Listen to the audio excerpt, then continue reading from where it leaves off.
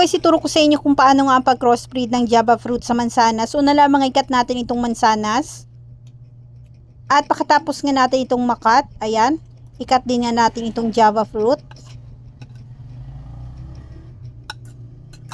At pagkatapos nga nating makat itong dalawa, ayan, lagyan na nga natin ito dito ng toothpaste. At lagyan din nga natin ito ng toothpaste. At ipagdikit na nga natin sila. At pagkatapos nga dito ay ilagay na nga natin ito dito sa lupa. Tabunan lamang nga natin. Takpan lamang nga natin at antayin natin ito ng 18 days. At after 18 days nga, ito na nga, buksan na nga natin. At ito na nga, diba? So, bunutin muna nga natin ito dito sa lupa para makita nga natin kung ano nga ang kinalabasan niya o kung ano nga naging resulta.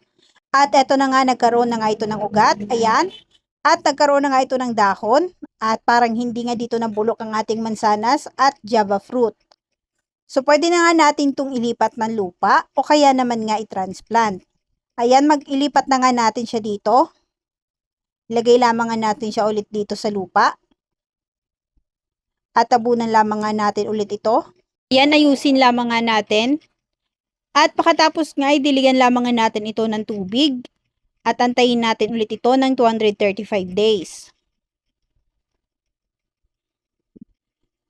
At after 235 days nga, ito na nga ang kanyang bunga.